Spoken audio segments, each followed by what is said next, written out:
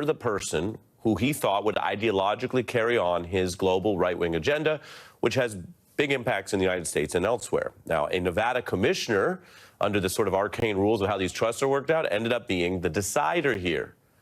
And although it is actually a pretty high standard to reject what someone wants to do with their own trust, it's his money, it's his family, because he was found to have acted in concert with Laughlin in, quote, bad faith, that means a kind of dishonesty or not being on the level with the other parties, the plan was deemed basically a charade to permanently cement Laughlin, again, that's what they view as the more conservative leader, in these executive roles in the empire, regardless of the impact such control would have over the companies or the beneficiaries of the family trust. And remember, when you see these legal words like beneficiary, they're just talking about the other kids. And all of this is about the ideology, because the other kids, who are now, of course, grown adult children, were going to get the money, the control of this trust and these properties anyway. The question was who would be in charge, basically, of Fox and the other companies' direction, not who would get more and more money in this very rich family. Murdoch wants to maintain Fox as a, quote, conservative force. And remember, it's an entity that has sometimes been fueled by not only extreme views, which are protected speech in America, people can express whatever they want, but other things that have gotten the channel in more trouble. You would let everybody get married who want to get married. You want to marry a turtle, you can. The male typically is the dominant role. The Democratic Party has decided that rather than convince you, people who are born here, that their policies are helping you and making the country better and stronger, they will change the electorate. Massive demographic changes have been foisted upon the American people. And they're changes that none of us ever voted for. These were not insurrectionists. They were sightseers. They were not sightseers. Indeed, that last voice, who you heard more than once, Tucker Carlson, was removed shortly after last year's defamation loss within the past year. That was such a big deal for Fox. Another revelation comes about how the family does its succession planning. And this one you'd have to read to believe, that the HBO show Succession, which was partly inspired by the Murdoch family, but is, of course, a fictional show, went on to actually influence the real family's succession planning. Murdoch's children began discussing a PR strategy for, again, the eventual death, whenever it would occur. This was back in 2023, because they viewed the way the fictional version of their family was portrayed on an episode of Succession, where that patriarch, the fictional character you see on your screen, Logan Roy, basically died, and it left the family immediately in the near term in a kind of chaos. What we do today will always be what we did the day our father died. So let's grieve and whatever, but not do anything that restricts our future freedom of movement. We lost a beloved father. Thank you. And in terms of your roles at the company? We intend to shepherd it through whatever its future may be, but we'll be there. We intend to be there.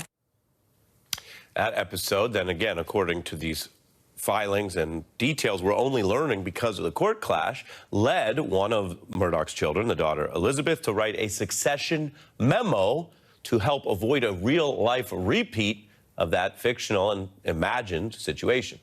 Now, back in the show, which we now know has an art-life interplay because they were writing memos and making plans reacting to it, but in the fictional show, the mogul, Logan Roy, had a failure to clearly name an heir, like a single or succession plan, and that is part of what led to such a nasty and watchable succession battle. It was suggested that it was your dad's wish that Kendall take over as CEO. Oh, so he underlined recently? Underlined or crossed out? Shiv. The unknown age of the document isn't essentially moot. You know, it's impossible to decipher. Well, it sure as doesn't say Shiv. There's an argument that you're the worst of both worlds. Different, but the same. It's in the draft plan. I'm on the piece of paper. It needs to look dry and clean and tough. And I don't? And it went on and on like that.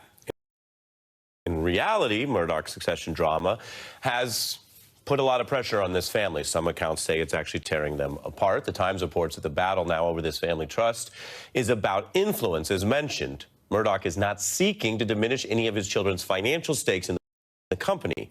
This is not like family battles you might see in, your community, where people are actually debating which heirs get how much money, and it can get ugly fast. This is, quote, rather about the future control of the world's most powerful conservative media empire. Fox, the Journal, the tabloid The New York Post that so many people read in and outside of New York.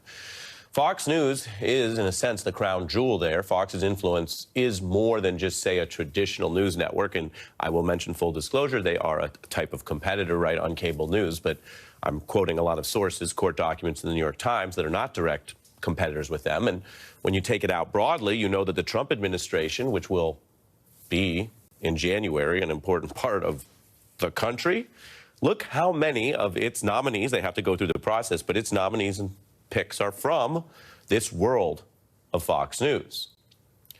Now, I mentioned to you they've had other legal problems. Some of what I showed you earlier was just controversial but fully allowed on air. Some of it has led to major court costs. One of the largest defamation settlements in the history of the United States, $787 million with Dominion, and those weren't just any lies. They were basically the election-related lies that Donald Trump demanded after losing the 2020 election. A lot of the machines, particularly by the Dominion company, in which Dianne Feinstein and Nancy Pelosi hold interests. You said that there may have been kickbacks to some people who accepted the Dominion software. Dominion voting systems used in 28 states across the country, including battleground states. They say started in Venezuela with Cuban money and with the assistance of Smartmatic software, a backdoor is capable of flipping votes. You know the old saying, what started in Venezuela with whatever software doesn't stay in Venezuela? It's not a saying. It wasn't a true claim. It was actually so costly that they not only had to pay that out, but shortly thereafter, they made major editorial changes. They ousted Tucker Carlson, who has since sort of made his public life as a kind of MAGA-adjacent figure, even speaking at Trump's Republican convention. So the Murdochs are not fighting over money, even though the empire's made a lot of money. And they're not fighting to get into the Trump cabinet. They're fighting for the system that exists kind of above that can afford to pay out $780 million and keep on going, that can afford to stack the bench of the modern Republican Party and the Trump movement, that can install people who then become their supposed overseers in government. For now, Murdoch and his eldest son, Lachlan, are going to appeal this decision, they say, and they could still prevail. But it is a stunning case of art imitating life and now imitating art, and the succession battle continuing to unfold. It might be different from what Murdoch originally saw as his legacy. If I go under a bus tomorrow, it'll be the four of them will have to decide which of the ones should lead them. The four of them will have to decide.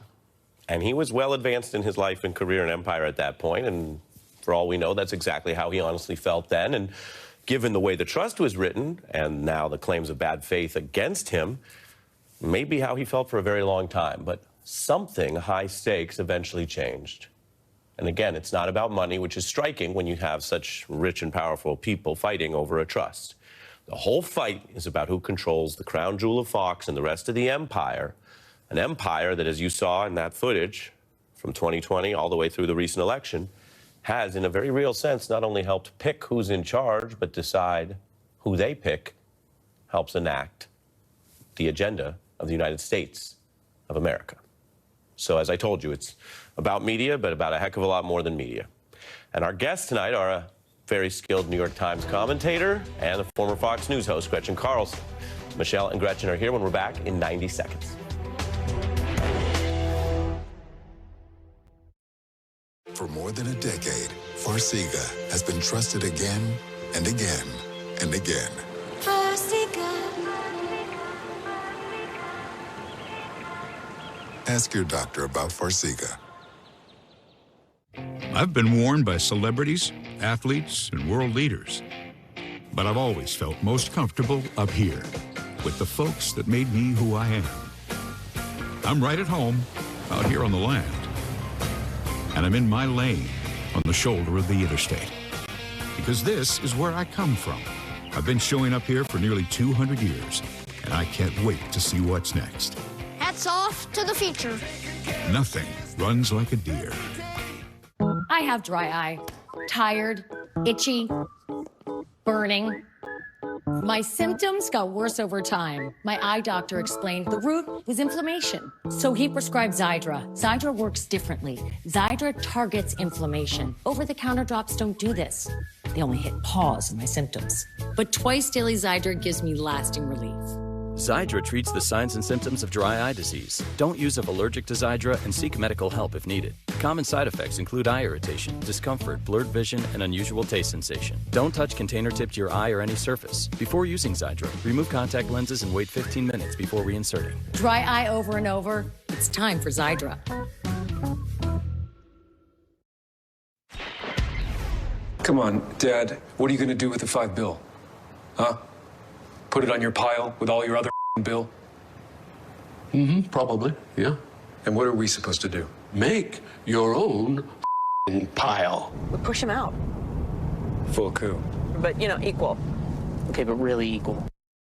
Really equal. We're joined now by Gretchen Carlson, a longtime journalist, former Fox News anchor, who also led a fight to expose sexual harassment at that network, co-founder of the organization Lift Our Voices, and, as many MSNBC viewers know, Michelle Goldberg, the New York Times columnist and analyst. Welcome to both of you. Thank you.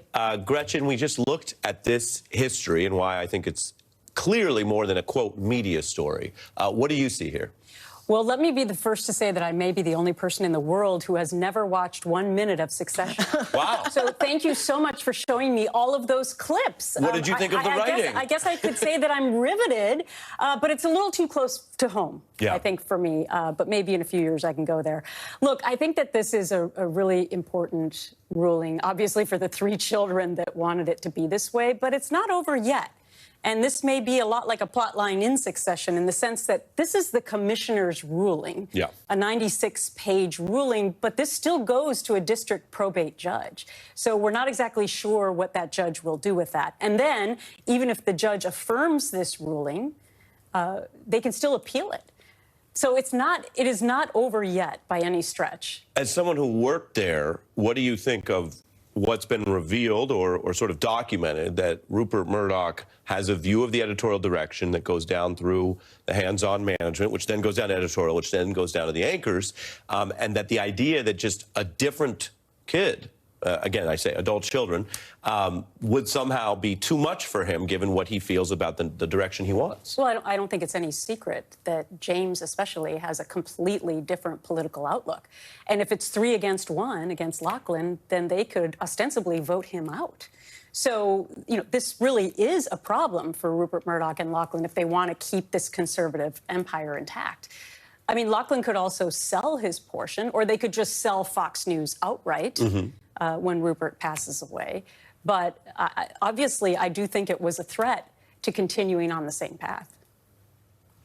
I mean, I don't think that anybody should get their hopes up that if James were to take over, if somehow Lachlan were to get pushed out, that Fox News is suddenly going to become a responsible news organization, right? Because there's a supply side issue here. There's this network that was founded pretty specifically to change American politics, to protect future Nixon-like figures, to make sure that there was, that kind of what they regarded as the liberal media would no longer be hegemonic. But there's also, I think we're seeing a huge demand side. And so there's also these economic pressures on Fox to move, irrespective of what the leadership wants. You saw this with the Dominion lawsuits, that on the one hand you had to some extent it was driven by the genuine either cynicism or conspiracy theories of the various hosts and guests, but it was also just driven by needing to keep their audience from migrating to places like Newsmax or OAN. Very true. And Michelle, how does this look different if the election went 1.5 points the other way? Because they certainly were, to use business terms, over-indexed on the right of the MAGA sore loser claims. And if Trump had lost another election in a row, they would have had to do some sort of rebuilding, right? Whereas instead now they would argue, oh, look, yeah, we paid out $780 million. That was a very costly way to support lies for a losing campaign. You settled defamation suits because you were going to lose them and pay more at trial. But they would argue they're going to earn it back at a business level with 4 years of MAGA. Right. And obviously they're going to be intertwined with the administration in a way that was unprecedented during the first Trump administration, and even more so now, where you have basically a Fox News host perhaps going to head the Department of Defense, you know, all sorts of Fox News characters going to staff the reality show that is the Trump administration. But I think even more than that, the election there's been such a sort of collapse of morale among the opposition to Trump that in a different world, you could imagine James and the other the other siblings really wanting to make a change for the good of the country. And I feel like, you know, things will shift again. But even mainstream media that has been quite robust in trying to hold this administration to account, you're seeing a sort of crisis of faith or maybe crisis of will. Mm-hmm. Yeah, but I think also that, you know, the bottom line is what matters here, as you alluded to earlier. If Fox continues to make money, that will be central in this discussion. But I also think it's really important what you said, Ari, is that, you know, with Trump winning, now there's no reason for Fox to not go really full MAGA on steroids, right? Because if he had lost, I really think that they may have taken a step back and really tried to prop up other more mainstream Republicans. And there might have been, even on the Hill, there might have been a big effort to go back to the era of Mitch McConnell and Mitt Romney and George Bush, right? Now I think that's a bridge too far. I mean, yeah, we've really gone way over on the right-hand side. Well, and that speaks to what you can say is Rupert Murdoch's efficacy. His obituary, which is on the table whenever it comes as part of a succession plan, will speak to how effective he's been. Well, even in some ways more effective, I think that he's in some ways, you know, the dog who caught the car, right? And that he created this machine. I don't think Rupert Murdoch likes Donald Trump. I'm sure he would have preferred... Documented doesn't. I mean, right. He would have preferred, you know, many other Republicans, but he helped create such a fevered climate, not only in this country, but in this country, that he cannot exercise full control over. Right, and that goes to the final question, Gretchen, about the fusion here. I want to be as fair as possible. In the history of the media, there has always been an interplay between people who do the thing, whether that's interviewing Fauci while he's in office or out of office, right? Having experts who know things, that so-called revolving door. That's not just a Fox thing. But this cohesion, them carrying the water for Trump, against even journalistic values, against their own business interests in the defamation case. And now this cabinet being so Foxified, this does look like a different level. Is that, to you, a step beyond what the company was like when you were there? And does it call into question independence? Yes. You know, I have to refrain from saying much about that because I signed an NDA. So I can't really get into the details, but I can say with broad strokes that it's a completely different company than when I went there. I mean, when I took that job, I took it based on opportunity to do a 5-day-a-week morning show. This is more than 20 years ago. Mm-hmm. Never crossed my mind about the political makeup at the time. That's how different it was then. So, look, I don't watch Fox News anymore. I'm very glad to... You don't watch Succession on HBO? You don't watch much TV? I guess I'll put Succession first. Before I go back to watching Fox. But yeah, you know, I agree with you. I don't think Rupert Murdoch loves Donald Trump.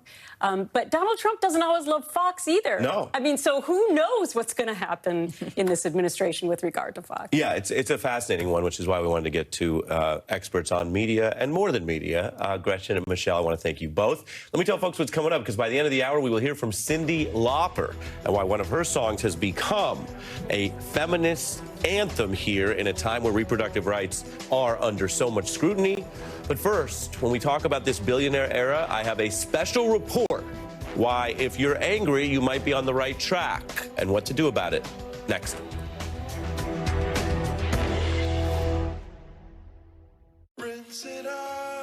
Every now and then I get a little bit tired of these things that just will never come out. Every now and then I rinse rights odor in just one wash.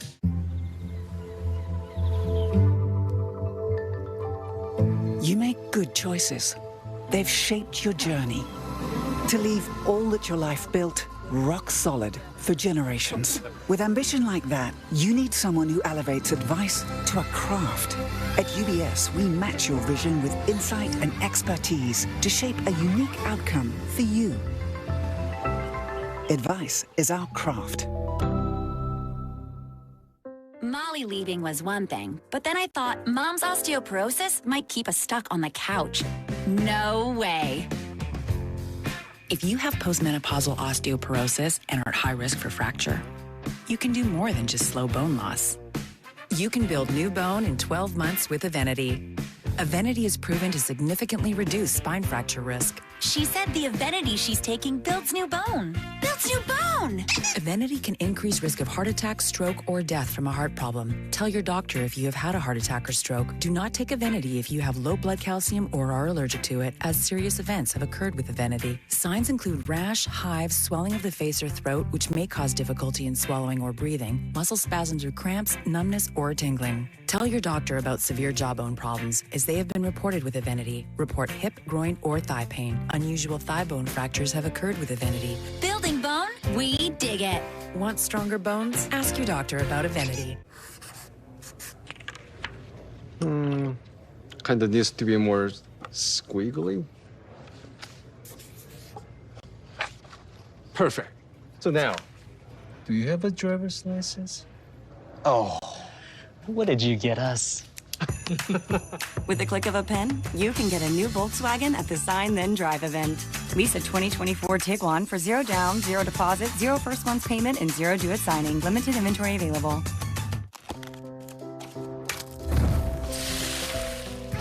Nothing brings us together like Eggland's best eggs. We love the taste, always so fresh and delicious, plus superior nutrition. For us, it's eggs any style, as long as they're the best. Eggland's best. Now enjoy Eggland's best in these delicious frozen breakfast varieties. Pause for the facts. Classic first-timers. They don't know that nearly half of all used cars have been in an accident. But Carfax shows how accidents impact price, so they don't have to overpay. Unpause. Ooh, I love no accidents. Shop the all-new Carfax.com. All right, so that's one pair of prescription glasses. Yep. Plus anti-reflective lens coating. Oh. Award-winning customer service. That's me. That's also me. I see. And free frame adjustments for life. And that's included in the... $95. Oh. Welcome to Warby Parker. The only thing I don't like about payday is waiting for it. Chime lets you get up to $500 of your pay whenever you need it. There's no interest, no credit checks, no mandatory fees. I'm not waiting for payday anymore, and you shouldn't either. Join me at chime.com and get paid when you say. What drives your business? Numbers, data, sales? Sure, but it's your people who define your business. That's why Paychex just reinvented the way to find and keep the best people. Smart, streamlined HR technology assisted by AI and our team of HR experts. Everything you need to recruit, motivate, and support your employees. Because your people are your business. Start reinventing your business at paychex.com/TV. By many measures, the economy is doing well, and stocks end the year up. If you put $10,000 in the overall market, say, at the beginning of last year, you'd have over $13,000 now, a year later. Bankers see even more gains to come with Trump entering office, but many people don't live in that stock market economy. If you put aside retirement savings, 80% of Americans do not trade stocks directly at all, ever. So they're not up, say, 30% over the year. We know most voters said that prices and inflation were a hardship last month, and that includes people who voted for both Trump and Harris. This week, some Americans were even cheering on the horrific murder of United Healthcare CEO, citing cruel policies by greedy companies. And this goes beyond this week or this year or this inflation or this election or any recent political narrative. America has long been a rich country that still has broad economic suffering. The pandemic expanded economic problems for many. We all know that.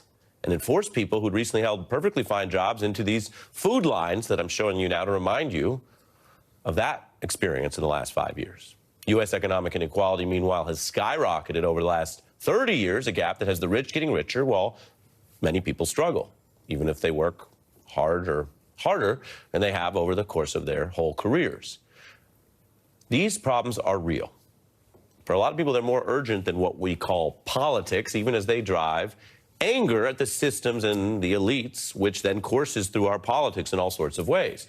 The shifts also come in this current period of rapid technological change, which is upending not only the job market and destabilizing once steady careers, but also is almost constantly transmitting these social media images from the super wealthy or people who want us to think they're super wealthy, which we and the younger generation just see day in and day out.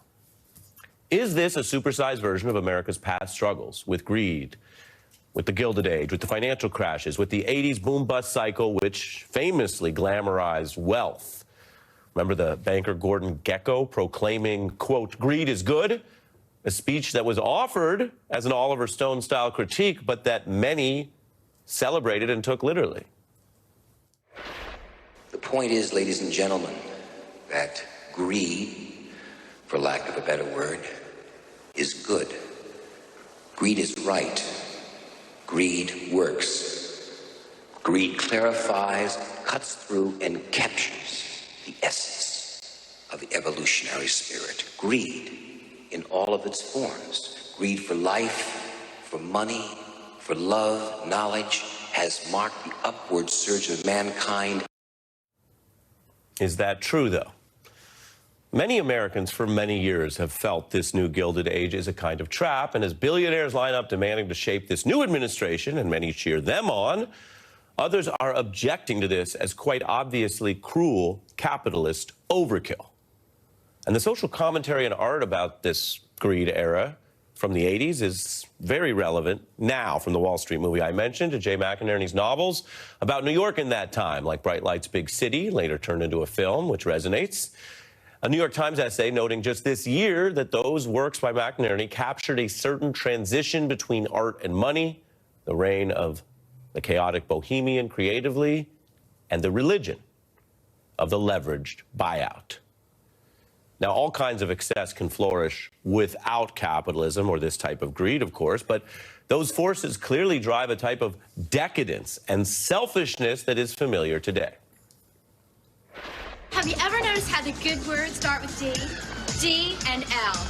You know, drugs, delight, decadence, debauchery, dexedrine, delectable, debilitated, deranged, delinquent, delirium, and L, lush and luscious, languorous, librium, libidinous.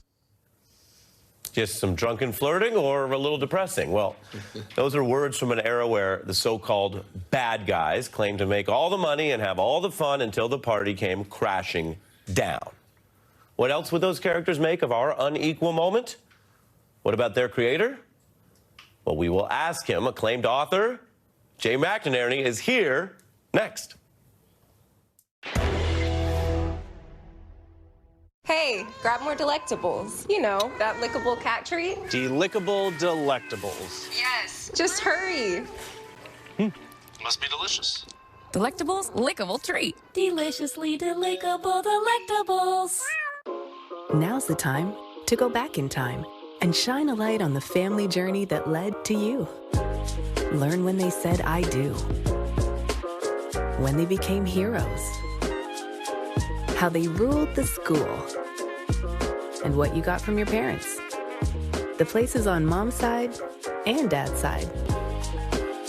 Detailed DNA results, inspiring family history memberships. Now's the time to save at Ancestry. You got this. 1, remember, I don't want surgery for my Dupuytren's contraction.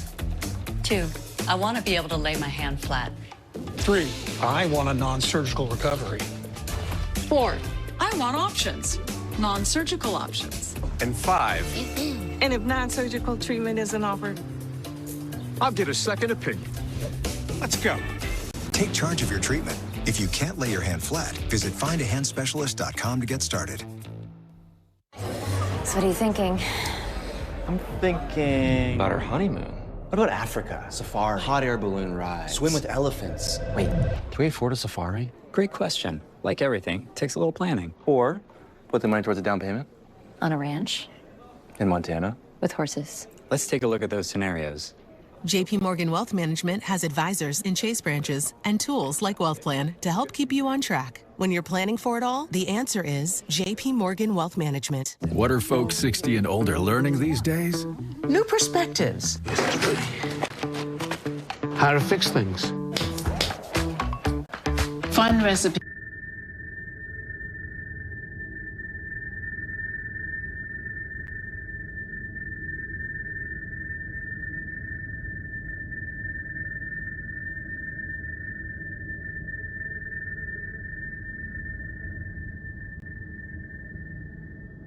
After careful review of medical guidance and research on pain relief, my recommendation is simple. Every home should have Salonpas. Powerful, yet non-addictive. Targeted and long-lasting. I recommend Salonpas. It's good medicine. Get your home ready for holiday gatherings with Stanley Steamer. We take care of the deep cleaning, so you don't have to. Make your home shine for your special occasions. Because it's not clean until it's Stanley Steamer Clean. Sounds like you need to vaporize that cold. Dayquil VapoCool? It's Dayquil, plus a brush of Vicks Vapors. Dayquil VapoCool. The vaporizing daytime coughing, aching, stuffy head, power through your day medicine. There he is! Wherever I go, they always ask, where's Waldo? You found me. Never, who's Waldo? Sometimes it takes someone who really knows you to make you feel seen. Gifts that say I get you. Etsy has it. These days, $20 won't get you far. But at Red Lobster, you're a big shrimpin', baby. It's shrimp your way. Choose 3 flavors for $20, like crispy dragon shrimp. Get to big shrimpin' today, only at Red Lobster.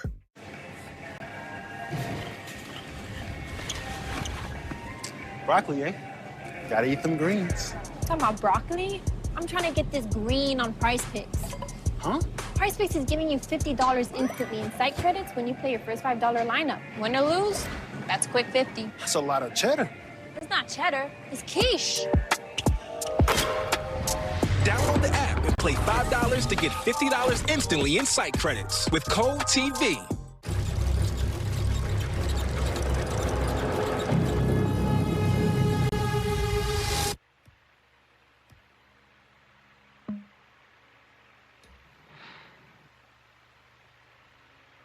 Look, great blue heron. You know, when I go, I'd like to leave some money to the local bird conservancy. Doesn't count. What you need is a will, something you can sign and make official. Start your will at trustandwill.com now and make it count. Look, I know you're not following what I'm saying anyway, right? That's okay, that doesn't matter. The real question is this: was all this legal? Absolutely not. But we were making more money than we knew what to do with. The New Greed Era. We're joined by Jay McNary, author of 11 books, including the novel Bright Lights, Big City, which was seen as that rare book that defines an era. Sold over 1 million copies. Welcome back. Thank you. Nice to be here. Are we in a New Greed era? Are you getting any 80s flashbacks?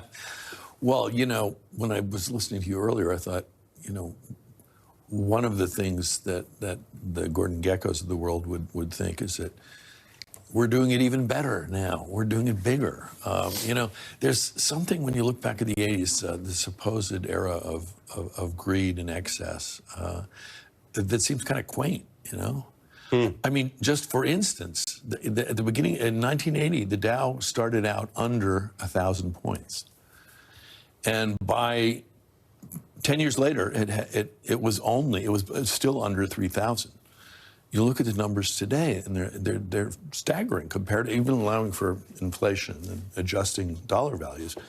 I mean, 44,000 to something today, I believe. I mean, it's, you know, and talk about income inequality. It's much more extreme now than it was in the 80s when we started to glorify Wall Street players and gamblers and so on. Here's the yawning wealth distribution, as you mentioned, and so that's only back to the 90s on the top 1% versus the other 50%. And the stock point I mentioned, CNBC checked. If you go to the top 10% of Americans, they basically have all the individual stocks. I think we have this 87%, 1% on half. So this whole system is driving something that's only for the top for the most part. Well, yeah. I mean, you look at CEO compensation. It's now for S&P 500 company CEOs 290 times that of their average worker.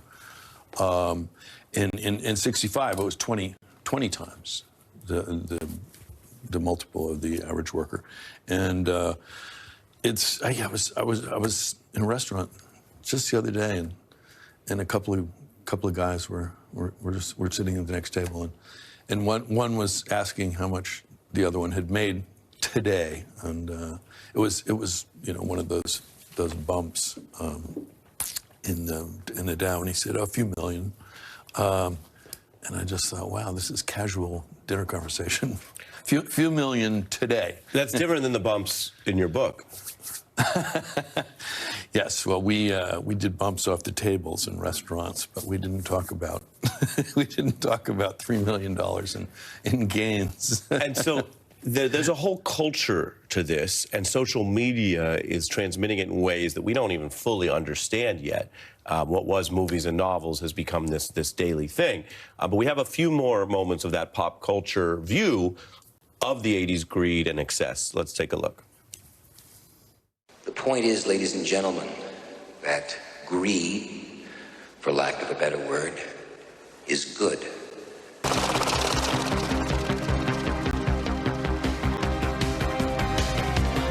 Hey, fellas! Look what I found in my pocket! Look! A year's salary right here! You know what I call them? Fun coupons! See that? Debbie! Seats right on the floor. Hey, how did your man get the seat? You write about people and how people feel through these things. And New York, of course, has been an epicenter for this, and it's the financial center. What do you see today where it is celebrated, and unlike the 80s, there's more fusion? The billionaires are running for office, they're in the cabinet, and they're part of what at least part of the country is worshiping. Is there ever a comeuppance for that? Certainly not recently. The lesson would seem to be the opposite. Now that Musk has teamed up with Trump and Ramaswamy, but I think that in New York City, the most recent example I've seen, I think the signature artwork of our time is Maurizio Catalan's Comedian. Banana. Which is the banana taped to the wall. I didn't know we were going to go high art. Now we're going visual art. And, the guy who sold the banana, by the way, outside of Sotheby's, his name is Shah Alam. We won't give any further publicity to the guy who bought it, but he bought it for $6.2 million. Yeah, and so people understand, first of all, that's bananas. Second of all, it's a conceptual art, but it speaks to something excessive, something absurd, that the concept, I could tape any banana to the wall, and there's a crypto billionaire there ready to buy it for millions of dollars. Does that tell you there's something wrong with us? Well, and the crypto billionaire is the perfect person to buy it, I guess. And I think that was part of his point, is that, crypto isn't exactly real. And I'm just this guy I talked about, Shah Alam, he cried when he heard about that sale, and I found that incredibly poignant. That he was a poor guy who sold bananas for 25 cents, and somebody was paying $6.2 million for his banana. Catalan did another artwork 5 or 6 years ago called America. It was a 18-karat gold-plated toilet. Right, which is somewhat Trumpy, Yeah, and some of our elected officials apparently use them. Yeah. All right, well, let's talk literature, since you're bringing in other art. I mentioned the Times said 40 years later, this book of yours, among others, still feels very resonant. You famously wrote Bright Lights in this second-person style. And the Times piece I mentioned before says, if you look at the sly utility of the form here, it created a, quote, necessary distance not only between the narrator and his inner self, but more crucially between the narrator and his audience. And we learn, no spoilers, but I mean, this book's been out a while, Jay, that what starts out as a kind of a party tale in New York makes a, quote, turn from distaste for this nihilistic posturing towards a compassion for the pain slowly revealed that underlies it. Kind of a classic thing. Writers tell us, why do we do what we do? That your character there, 24-year-old who seems shallow, is actually suffering from a profound loss, a grief immune to all the very 1980s ways he has tried to appease it. Tell us about writing that story and whether you think writing still has a place for us to help understand or even better enrich humanity. I do, and you know, I still believe the novel is. I mean, for me, the novel is the principal art form of this or any century. But I have to say that novelists are not quite as central to the culture as they were as recently as the 1980s. You know, I just did a presentation at 92nd Street Y about Truman Capote. And, you know, you go back to those days in the 50s, and people like Capote, Kerouac, Mailer, Vidal, I mean, they were central to the cultural conversation. They were on talk shows. They were on Decapit all the time, and other talk shows. And people were reading, you know, they were writing critically acclaimed bestsellers, books that were both hailed by the literary establishment, but also reached a general public. You worry that if our culture as we consume it is getting more coarse, then we become not only maybe dumber, but less in touch with what matters as humans? Yeah, well, I think that if you know, if novelists, if writers can't reach out beyond the sort of cocoon of you know, literary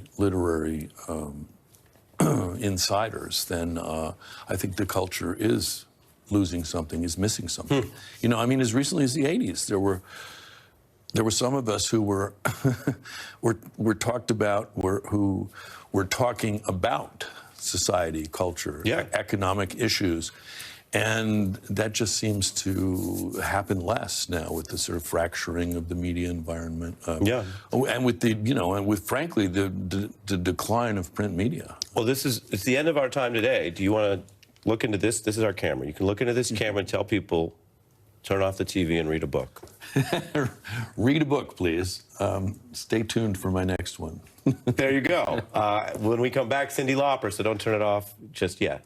Thank you, Jay McNerney. That was 9 minutes.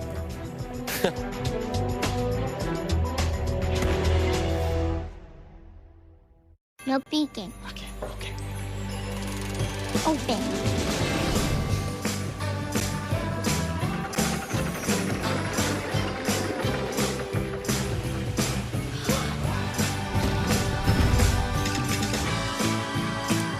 Over 600,000 USPS employees working in sync to ensure everything sent on its holiday ride ends with a moment of joy. The United States Postal Service. For more than a decade, Farxiga has been trusted again and again and again.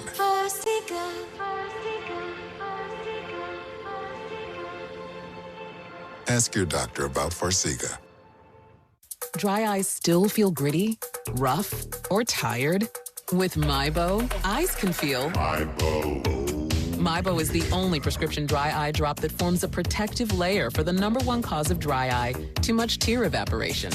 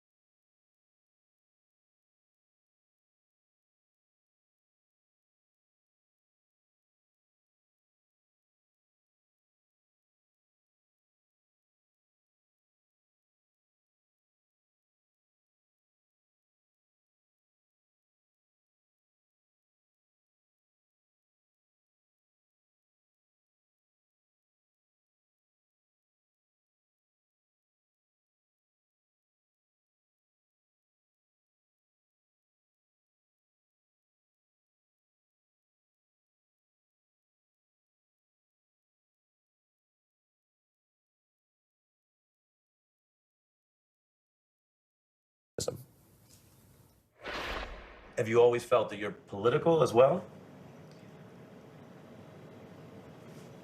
Weren't we? Aren't we? We're Americans. We're supposed to be involved in our country and in our laws. That's why we live here. Unfortunately, more people vote on the American Idol than they do for the president sometimes. Yeah, You know, that's so sad. Did you always want to be an artist? I don't know what I wanted. When I was little, I sang. And I would watch TV and under the ironing board while my mother had Lucy on, and then the 10 o'clock movies, 10 a.m., the old movies, the ladies with the big hats.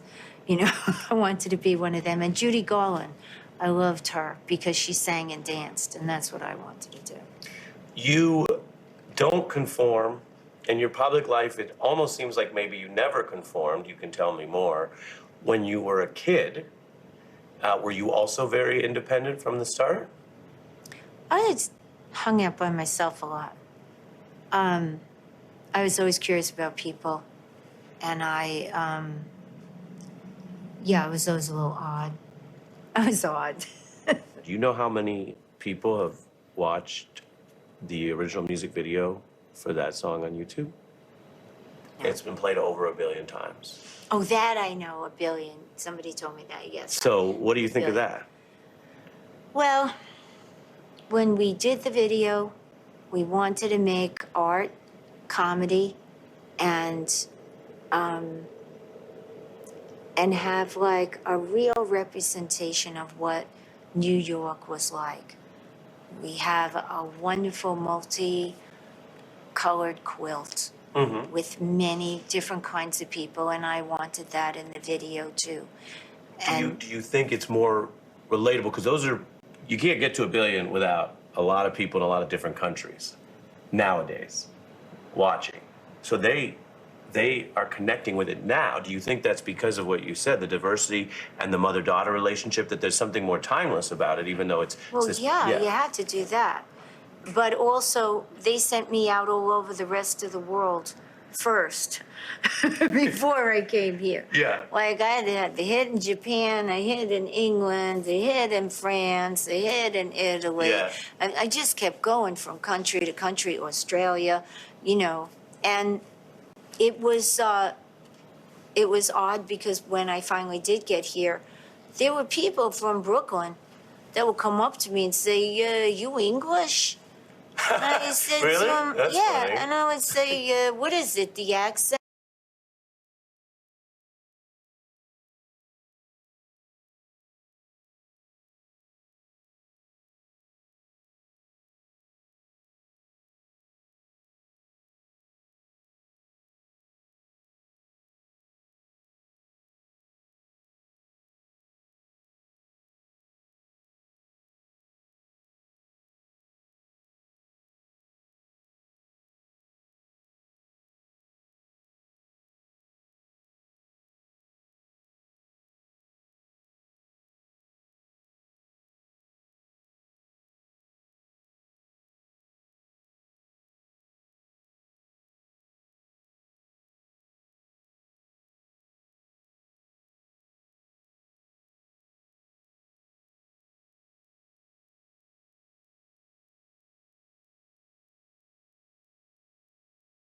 They were babies. Maybe they were standing in front of the TV with the little sunglasses, putting their sunglasses on like all the girls in the video. I don't know. But all I know is they heard, because young women were carrying signs that said, girls just want to have fundamental rights, and that's what they need. And that is not asking for much. Right. That's asking for equal. Fundamental rights, Cyndi Lauper explains in our Mavericks series, and I want to share some other great guests we've had.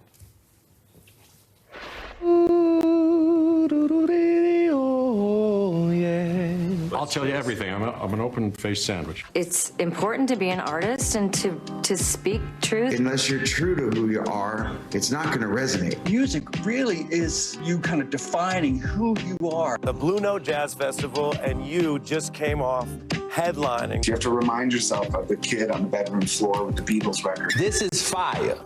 This man, let me explain. Drake was in Anchorman 2. Drake's got some chops. All of a sudden, my queerness is my superpower. Do you see yourself as a motivational speaker? No. I just speak and I'm motivational.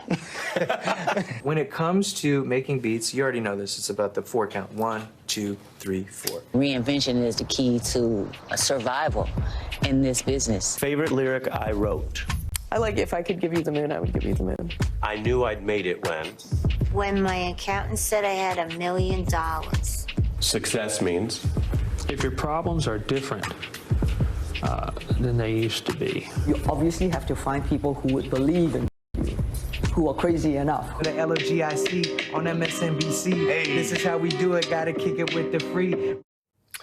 Always make time for art. You never know where it'll take you. That's our Maverick series. We'll be right back.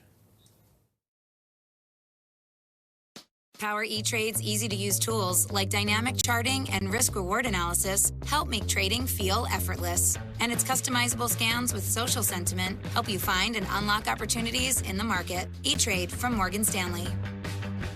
With powerful, easy-to-use tools, Power E-Trade makes complex trading easier.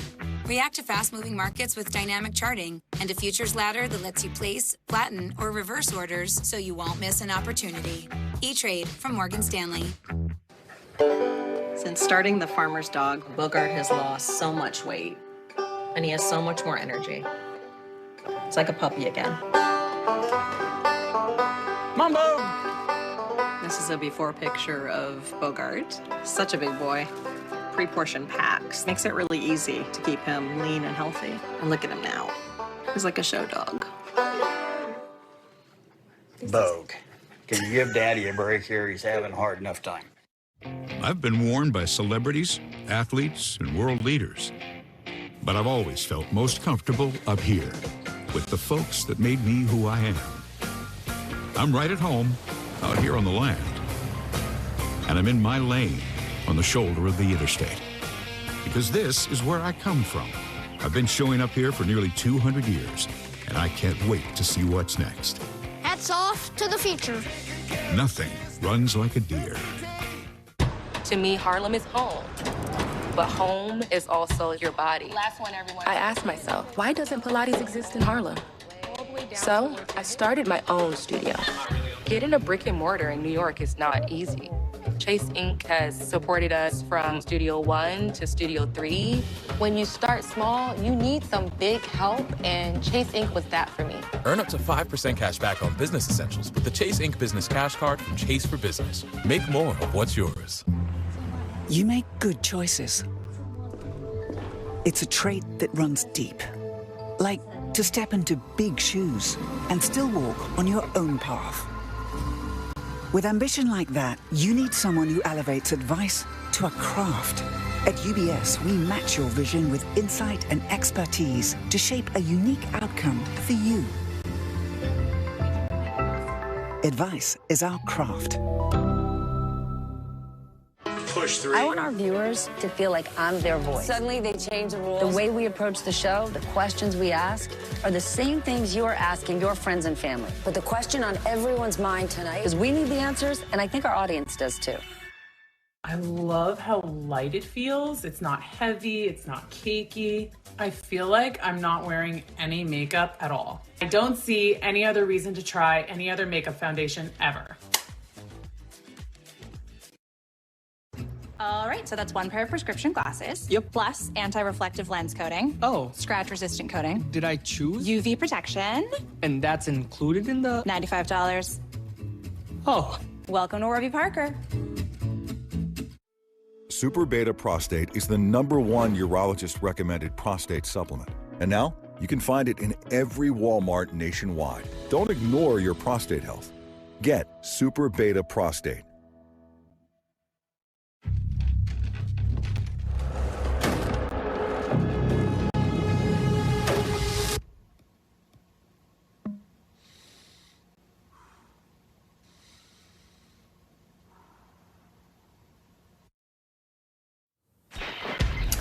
This has been The Beat with Ari Melber. The Readout with Joy Reid starts now.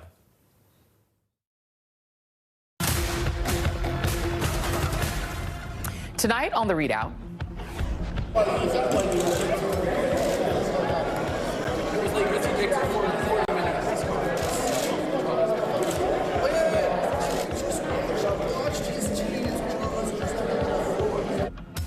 Justin Trudeau on a hot mic, appearing to ridicule Donald Trump back in 2019, the same year as this little display of affection with Mrs. Trump. Now Donald Trump is making jokes about annexing Canada and reducing Trudeau to the role of governor after the Canadian Prime Minister mounts a failed appeasement trip to Mar-a-Lago. Also tonight, the rich young valedictorian accused of murdering the healthcare CEO has sparked division on the right about when killing is abhorrent and when it's not so bad. Plus, Senator Elizabeth Warren joins me as Trump targets regulations and consumer protections, and Dr. Oz takes aim at Medicare.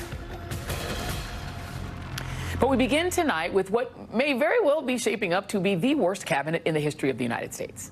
Donald Trump's Twitter billionaire clown caravan, many of whom were back on Capitol Hill today peacocking with Republican senators, including Trump's pick for Defense Secretary Pete Hegseth, who last night was on with his former colleague and Trump's favorite TV host, Sean Hannity, attempting to clean up comments he made about